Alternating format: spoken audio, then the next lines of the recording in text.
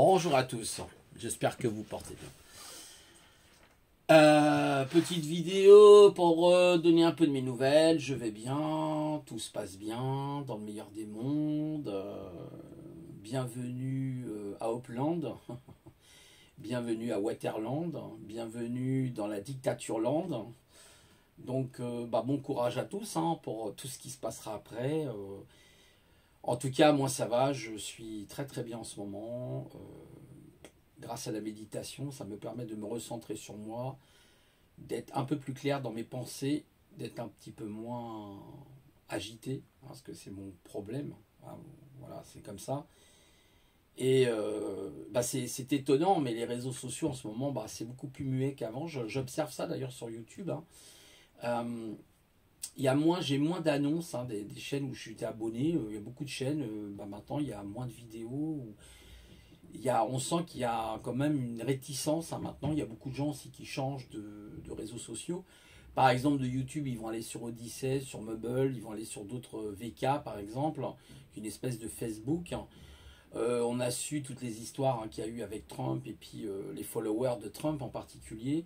Et puis pas que, toutes les personnes qui se sentent plus trop concernées par les GAFAM, sachant que les GAFAM vont se prendre un retour de bâton qui va être formidable. Donc je pense qu'il faut quand même prendre ces mesures, prendre les dispositions nécessaires pour changer de réseaux sociaux et trouver des alternatives libres. Parce que les GAFAM, si on est raccroché aux GAFAM, demain, s'il y a un blackout, par exemple, il pourrait être prévu un blackout pour le 17, d'après ce que j'ai eu comme info sur les mobs. Et c'est possible, c'est une possibilité. Attention, je n'ai pas dit que ça n'arriverait, ça serait peut-être une possibilité, préparez-vous.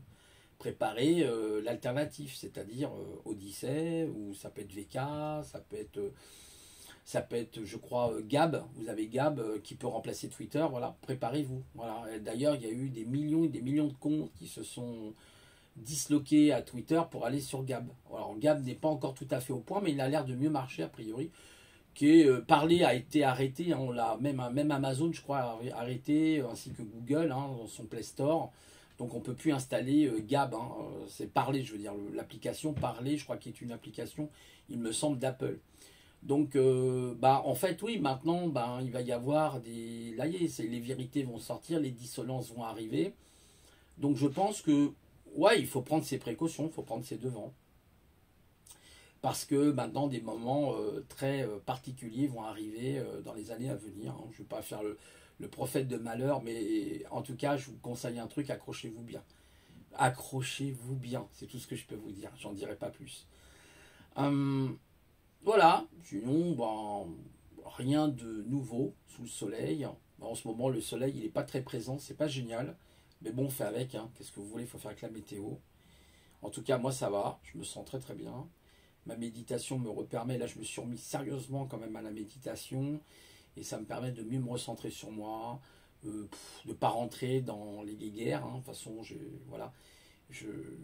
j'essaye de m'adresser à vous, pas par rapport à moi, ça ne m'intéresse pas du tout ma personne. Moi-je, bon voilà. De toute façon, après le moi-je, forcément, vous êtes obligé d'utiliser quand vous parlez à la première personne du singulier. Vous parlez de vous, donc je suis. Tu es, il est, nous sommes, vous êtes, voilà, ils sont. Donc c'est de la conjugaison, tout simplement. Mais les réseaux sociaux, voilà, sont plus ce qu'ils ont été. YouTube, je me rappelle, il y a encore 3 ans environ, 2-3 ans. Bon, il y avait... je trouvais que YouTube était plus une famille un peu quelque part. Bon, après, ça reste des réseaux sociaux. Vous êtes derrière votre écran. Vous tapotez avec vos petits doigts modelés sur le sur le clavier. Et donc, oui, vous gardez l'anonymat. Il y a des gens qui vous disent, ouais, c'est pas bien, mais il y a aussi des fous dehors, il y a des fous un peu partout. Et donc, il faut être prudent. Voilà, c'est tout, c'est une question de prudence. Et après, libre à chacun de s'exprimer comme il l'entend. Les réseaux sociaux, de toute façon, je pense que c'est une avancée. Ils sont intéressants s'ils sont bien utilisés, tout simplement. C'est comme n'importe quel outil. S'ils sont bien utilisés, il n'y a pas de problème. Après, je pense qu'il faut avoir un certain équilibre psychologique, il ne faut pas être dans la sociopathie, il faut avoir un certain équilibre psychologique. Et à partir de là, on peut avoir des conversations intéressantes. Même si c'est un peu du monologue. C'est vrai que ça reste du monologue quand même. Moi, maintenant, c'est ce que je vous disais. De toute façon, des lives, j'en ferai très peu, je pense. Ça sera surtout, je pense, des lives plutôt de connaissances, de culture. Je dirais un peu comme Nietzsche qui disait le nouvel homme sera un homme culturel et pas forcément un surhomme. Quand il parlait de surhomme, justement, je vous ferai une capsule sur ça, c'est très intéressant. Je lisais justement, alors je vous donne le titre quand même, c'est Olivier Meyer qui parle de Nietzsche, les hyperboréens ou l'école du surhomme. Mais le surhomme, pas dans le sens de Superman. Hein. Le surhomme, c'est-à-dire développer certaines capacités. Il y a tout un questionnaire qui est très intéressant. J'ai répondu au questionnaire d'ailleurs. Passionnant, passionnant. Notamment sur le bonheur pour vous, c'est quoi, etc. Donc vous avez la possibilité entre A, B, C. Voilà. Vous donnez une réponse. Bon, moi j'étais entre les deux, donc j'ai besoin de lire Nietzsche. Bon, alors le A, ça va, je ne suis pas dans le A. Mais le meilleur, c'est le C. Le C, a priori, serait le meilleur. Voilà. Et là, c'est intéressant parce que justement, cette notion de surhomme, c'est-à-dire se dépasser. La philosophie de Nietzsche était ce qu'on appelle la philosophie vitaliste. Hein. Donc la vitalité. Ne pas confondre la force et la vitalité. Vous pouvez être un bodybuilder avec une force, waouh, Jean Hulk, mais en fait, ça ne veut pas dire que vous avez la vitalité. La vitalité, c'est dans l'esprit. C'est ce que dit en fait Nietzsche. Nietzsche, quand il méditait en marchant. Il disait, ben, sortez votre gros cul de plomb et marchez pour méditer. Lui, sa manière de méditer, c'était en marchant. Voilà, il marchait, il trouvait ses idées. Il dit, je suis au contact de la nature, au contact du réel, au contact avec moi-même, et je trouve mes idées. Voilà. Et c'est intéressant, cette puissance de volonté dont parle Nietzsche, justement. Comment faire pour être libre? Qu'est-ce que c'est que la liberté? Vous voyez, à quoi correspond la liberté? La vraie liberté. Voilà, c'est pas forcément la réussite sociale, par exemple, que dit Nietzsche. Maintenant, si vous êtes dans la réussite sociale, tant mieux, tant mieux. Mais ce n'est pas, vous n'êtes pas dans la complémentarité de la véritable évolution, en fait. Parce qu'on peut être très bien riche et puis être très bien con. Hein, excusez-moi, mais c'est en gros, c'est un peu ça. Voilà, c'est-à-dire on peut être matérialiste, mais on n'a rien dans l'esprit. On n'a pas la culture, on n'a pas la libre pensée. Voilà. Et Nietzsche, pour Nietzsche, c'est très important cette liberté. Hein. Il ramène toujours souvent les choses à la liberté. Et c'est passionnant. Alors moi, je ne suis pas un Nietzschéen, je ne me prétends pas être un Nietzschéen, mais alors loin. Mais alors d'ailleurs, même souvent, Nietzsche disait que ceux qui pensent être des Nietzschéens ne le sont pas, en fait. Hein. Voilà. Il était très sélectif. Hein. Il avait créé, je crois, une académie, qui s'appelait l'Académie de Nietzschéenne, qui est très intéressant. Et Olivier Meyer est pas mal. Hein. J'aime bien ce monsieur. Et ce livre-là, il est passionnant. Alors c'est un livre, hein, c'est plutôt une interrogation. Hein, notamment avec Zarathustra, voilà, où il parle justement de l'évolution de Zarathustra, qui est croyant, et quand il sort de sa méditation profonde, de ses questionnements, Zarathustra devient un homme voilà, qui est libre, en fait, libre dans son esprit, il n'a pas besoin de croire en un Dieu, etc. Il n'a pas besoin de croire en une religion en particulier. D'ailleurs, la religion, c'est la question, il est posée, qu'est-ce que la religion? À un moment donné, la religion, c'est... Donc on vous pose la question A, B, C. Moi, j'ai répondu C sur cette question, c'est-à-dire naturel. La religion, c'est lié au naturel. C'est lié peut-être au chaman, c'est lié à la nature. C'est lié au païen. Voilà. Donc moi, je suis païen. Je ne suis pas religieux, je ne crois pas au monothéisme. Voilà. Ça, c'est la soumission, justement. Nietzsche n'est pas pour cette soumission. Il est pour que vous puissiez vous-même réfléchir par vous-même. Et arrêter de se laisser manipuler par des moralines, on va dire, hein, je crois qu'il employait souvent la moraline. Arrêtez d'être dans la morale, hein, on vous enseigne la morale, la soi-disant morale, l'interdiction de la femme, l'interdiction de ci ou de ça. Non, non, pas du tout. Mais d'être dans une liberté complète, de penser par vous-même. Et ça, c'est super important. Et pour ça, Nietzsche a été un exemple. D'ailleurs, même je crois que dans sa vie, à un moment donné, il a quitté le monde hein, pour aller méditer seul. Hein. Il était reparti en Suisse, méditer seul. Il ne supportait plus le système, justement, notamment le système politique, hein, les politiques, hein, qui traitaient d'ailleurs, je crois, de monstre froid. Hein, il avait employé cette expression, le monstre froid, pour dire le menteur gouvernement. N'oubliez jamais que gouverner par le mensonge, mentir. Hein, gouverne, ment, plus loin, ment. Vous voyez, Nietzsche, il avait cette analyse des choses. Et c'est intéressant, c'est qu'il faut s'appuyer sur ces... On n'est pas obligé de tout prendre, mais pour nous, il y a des phrases très intéressantes, vraiment très intéressantes. C'est dommage que je ne vous en retrouve pas sur ce... Mais des choses vraiment, voilà, sommes-nous du nihilisme ou pas? Par exemple, il y a une question, qu'est-ce que c'est que pour vous la vie? Par exemple, si je vous dis petit A, une vallée de larmes, petit B, une énigme, petit C, un jeu. Le Nietzschéen, vous répondrez C, c'est un jeu, la vie. Alors que moi, j'ai répondu une énigme, parce que c'est vrai que ça me reste toujours une énigme. Mais non, c'est un jeu. Il n'y a pas d'énigme dans la vie, c'est un jeu. Mais c'est pas non plus une vallée de larmes, en pensant que Notre vie, c'est tout le temps en train de pleurer, quoi. Non, non, il faut arrêter de se résigner tout le temps sur son sort et celui des autres, en fait, quelque part. Donc c'est intéressant, c'est vraiment passionnant.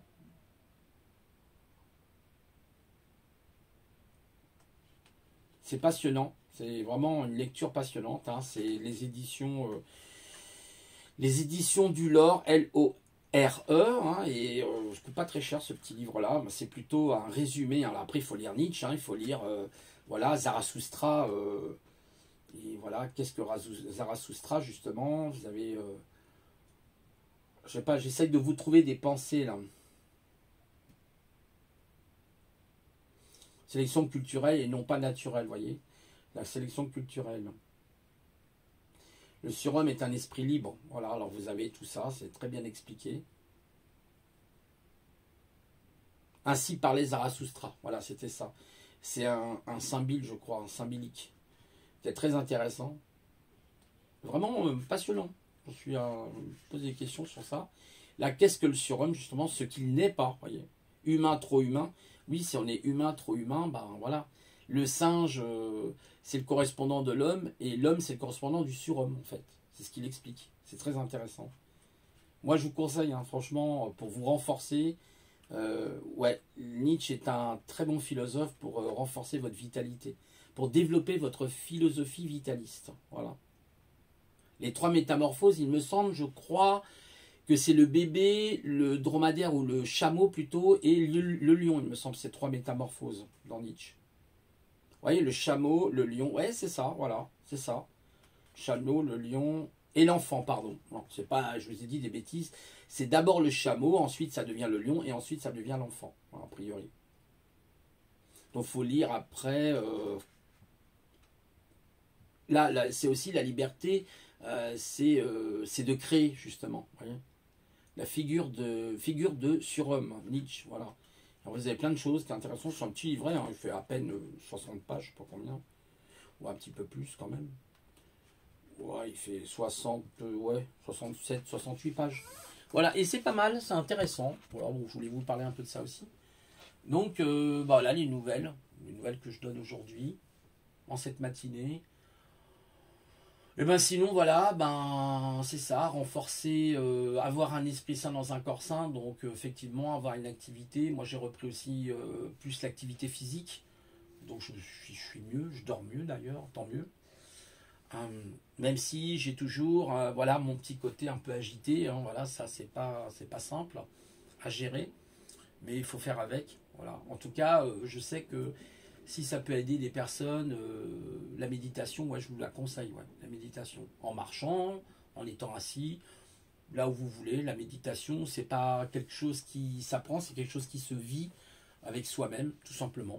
Et ça vous aide à mieux être fort mentalement, à être moins soumis par l'émotionnel, justement, parce que c'est un piège, hein, l'émotionnel nous amène ensuite dans la déraison, souvent, enfin on n'est plus du tout dans le raisonnement, et c'est un piège parce que ça va nous amener à une fragilité, justement, à une instabilité émotionnelle, donc une fragilité, et il est important, en fait, d'avoir cette force mentale qui va vous permettre, justement, d'être mieux réglé avec vous-même, d'être plus, faire face, en fait, aux événements les plus difficiles, car ils viendront, voilà. Il faut s'y attendre.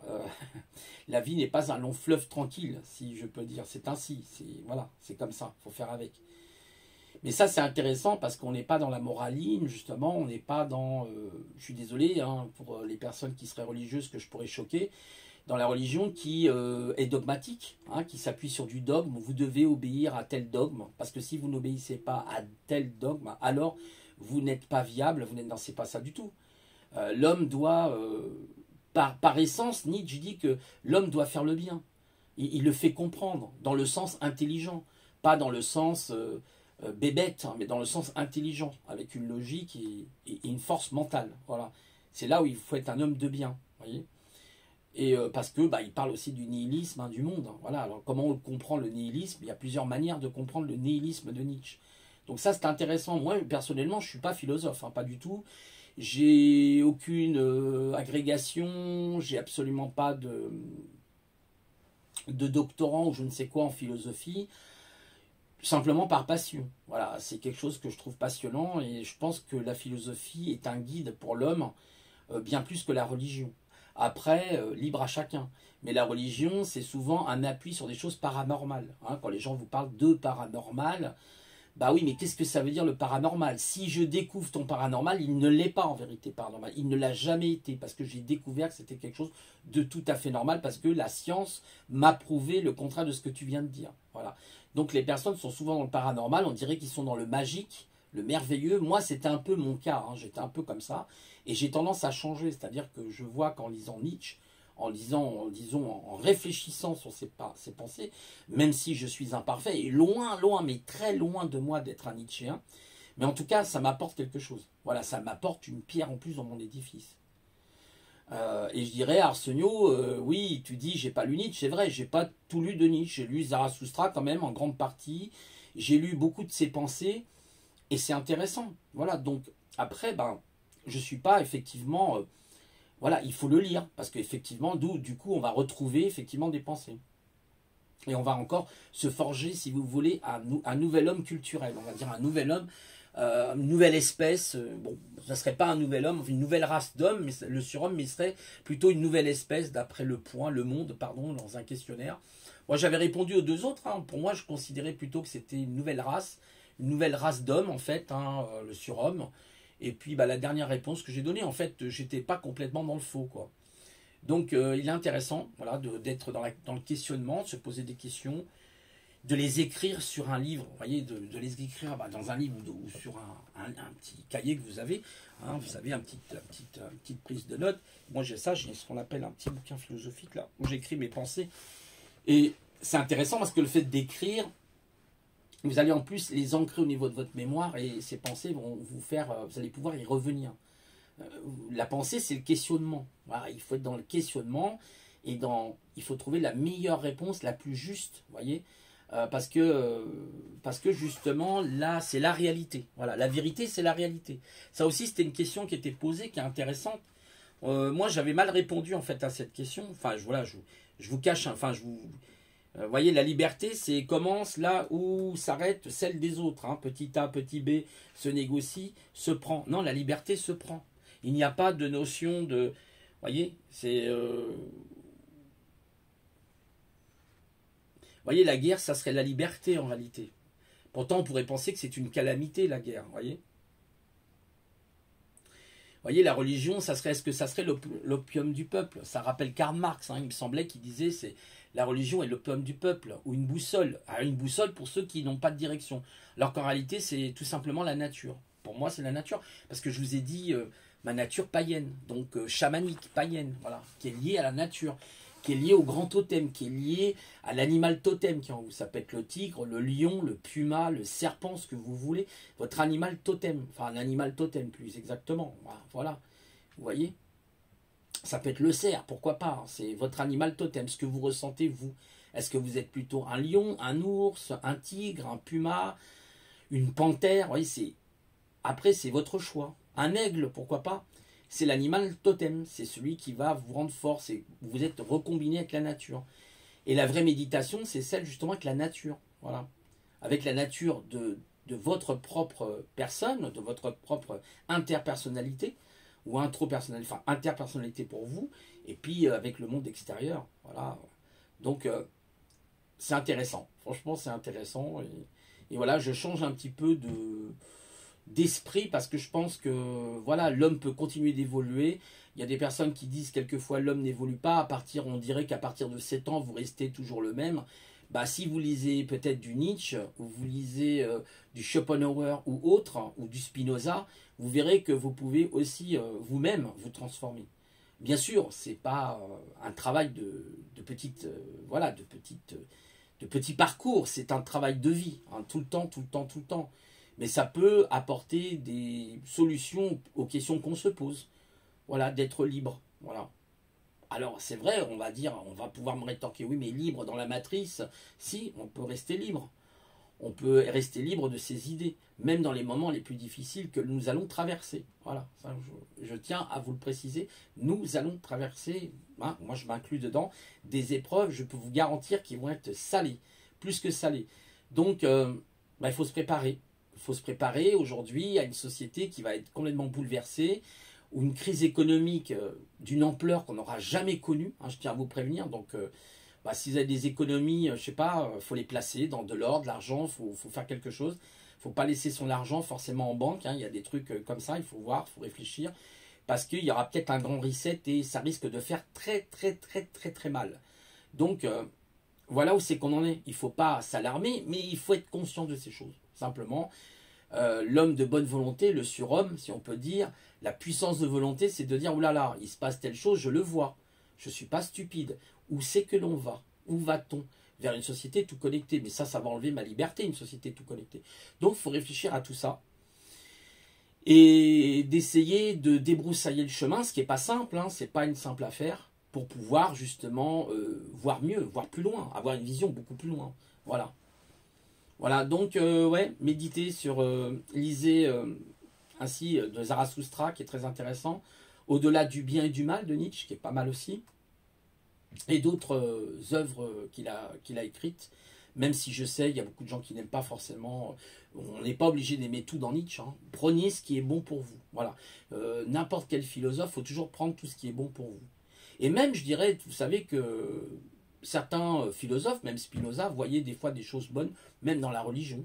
Il y a des paroles, par exemple, qui sont dites dans la Bible, qui sont très intéressantes. Ça ne veut pas dire qu'il faut rejeter d'un bloc, mais je n'ai pas ce concept d'un Dieu unique, etc. Non, voilà.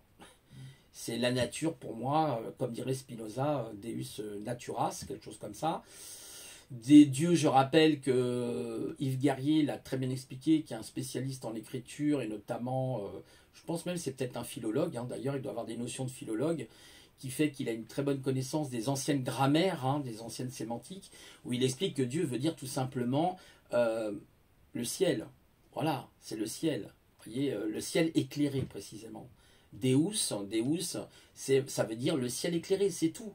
C'est pas ces gens qui vous disent oui, il est assis, il s'appelle, je sais pas, YHWH, il s'appelle Allah, il s'appelle ce que vous voulez. Non, non, non, non, non, non, non, non, c'est la nature, c'est tout. Après, ce sont les hommes qui ont fait des concepts et qui ont idéalisé, si vous voulez, ils ont ce qu'on appelle dogmatisé quelque chose. Ils ont idéalisé quelque chose en disant oui, il y a un Dieu qui intervient. Non, c'est la nature qui intervient, c'est tout. Chez, par exemple, vous voyez justement la culture hyperboréenne, pour revenir justement à Nietzsche qui parle de la culture hyperboréenne, vous avez le grand Ragnarok. Le Ragnarok, c'est tout simplement la destruction. Ce grand Ragnarok, c'est la Terre qui se met à changer ses polarités. Vous voyez, ces inversions de pôles, par exemple. C'est les grands tsunamis, les tremblements de terre, les éruptions volcaniques. C'est la Terre qui grogne, c'est la Terre qui se met en colère, c'est Gaïa qui se met en colère. Et bien ça, c'est le grand Ragnarok. Et on retrouve dans les mythologies, justement, nordiques, hein, de Celtes, en fait, hein, ce Celte, non, c'est Celte, le vrai terme, en réalité, Viking, on retrouve ça, on retrouve cette force de la nature. D'accord? Qu'est-ce que l'on peut faire face à une tempête, face à un tremblement de terre? On est bien impuissant qui que l'on soit. Hein, voilà, malheureusement, on peut que déplorer les victimes, soit d'être soi-même la victime, ou malheureusement de voir les autres qui sont victimes de cette catastrophe. Alors qu'est-ce que l'homme? Voyez? Donc pour les païens, on va dire les hyperboréens, vous aurez dit effectivement que ce sont les catastrophes naturelles. Mais est-ce la main de Dieu? Est-ce ci, est-ce ça? Non, il y a toujours eu des catastrophes naturelles. Et quand vous regardez même dans l'univers, et même pas plus loin que notre système solaire, vous avez des catastrophes sur toutes les planètes. Il y a des astrophysiciens, là, ils se sont aperçus par exemple que sur Saturne, il y avait des tempêtes en ce moment qui étaient hallucinantes. Voilà, il dit il y a des catastrophes incroyables. Vous voyez, il n'y a pas que sur notre planète, la Terre. Voilà. C'est un ensemble de choses. C'est plus complexe qu'on l'imagine. Après, libre à chacun de croire au paranormal, pas y croire. Voilà, je pense qu'il faut revenir un peu les pieds sur terre. Voilà, voilà, c'est tout. Donc, moi, je dis non, soyez vous-même, soyez des hommes libres. Et pour être des hommes libres, comme le dit Nietzsche, il faut se cultiver. Soyons dans la culture, l'homme nouveau, c'est-à-dire la culture de grandir. Pas que la culture pour dire j'ai des connaissances. Hein, quand on dit oui, la culture, j'ai des connaissances. Il ne suffit pas d'avoir des connaissances. La vraie vie, c'est le sens pragmatique, c'est le sens d'expérience. Hein, voilà, tout simplement. Voilà, c'est le sens de l'effort sur soi, ce qui n'est pas simple. Ce qui n'est pas simple. Hein, on nous a tellement baignés dans un monde de confort, moi y compris. On est tellement dans un monde de confort où on n'a plus qu'à appuyer sur une télécommande, sur le bouton d'une télécommande pour avoir telle chaîne, ou l'ordinateur, ou le téléphone portable comme je suis en train de l'utiliser, etc. Tous ces objets technologiques qui ont rendu l'homme caduque dans son esprit. Voyez, l'homme n'a plus cette raison d'être en fait. Il dit j'ai la technologie, j'ai l'intelligence artificielle avec moi, j'ai le moyen de voyager. C'est vrai, quand on regarde le progrès, mais il est faramineux. C'est voilà, on est dans une disruption permanente. Et donc on se dit, ah bah, le progrès me permet d'aller par exemple Paris-New York en, je sais pas, quand il y avait le Concorde, je sais plus, Paris-New York, je crois que c'était en 1 heure et demie, 2 heures. C'est phénoménal. On n'aurait jamais pu imaginer une chose pareille. Avant, on prenait le bateau et puis on mettait des semaines pour y arriver. Vous voyez ce que je veux dire? Donc, oui, mais d'un autre côté, on a perdu notre sens critique. Voilà, et le problème, c'est que ce progrès-là nous fait perdre notre sens critique, c'est-à-dire notre propre analyse par rapport en tant qu'entité humaine. Vous voyez, entité naturelle, humaine, darwinienne, comme vous voulez. Cette entité naturelle qui est là et qui doit se dire, bon, d'accord, et alors, qu'est-ce que ça m'apporte de plus dans ma vie? Je suis trop dans le confort. Peut-être que c'est pas bon d'être trop dans le confort, quelque part. Voilà. Donc, peut-être il y a les expériences à faire de la vie. Moi, j'ai eu des expériences aussi qui n'ont pas été toujours heureuses. C'est comme ça, c'est l'existence. Il faut avoir la loi de résilience, c'est-à-dire rebondir face aux événements, avoir cette, je dirais, cette puissance de se rééquilibrer soi-même, ce qui n'est pas simple, mais c'est tout à fait faisable, par des exercices pratiques. D'ailleurs, je crois que Nietzsche, lui-même, quand il était parti, il me semble, en Suisse, pratiquait dans les torrents, hein, il se mettait torse nu et puis il mettait de l'eau glacée sur lui. Vous avez fait l'expérience, moi je faisais l'expérience quand j'étais en colonie, quand j'étais à l'armée, on avait les torrents, enfin comme ça, je me faisais des bains dans l'eau glacée comme ça, là, voilà, c'est une expérience incroyable. Il faut la faire au moins une fois dans sa vie. Vous êtes free, ouais, mais c'est ça, c'est la ténacité. Vous allez renforcer votre corps. Regardez d'ailleurs ce qui se passe avec le Covid. Je ne sais pas si vous avez observé quelque chose, mais beaucoup de gens qui sont justement dans un confort, trop confort, eh ben ils attraperont plus facilement le Covid. Voyez, parce qu'il n'y a pas d'activité, on est trop dans le confort et c'est pas bon. Ben maintenant, regardez le nombre de cas, par exemple, chez les SDF. Vous avez aucun cas. Quasiment aucun cas. Peut-être quelques cas, mais très peu. Pourquoi? Ben parce que la personne est confrontée à la rue. Chaque jour qui passe, c'est une épreuve pour ces personnes-là. C'est une grande épreuve.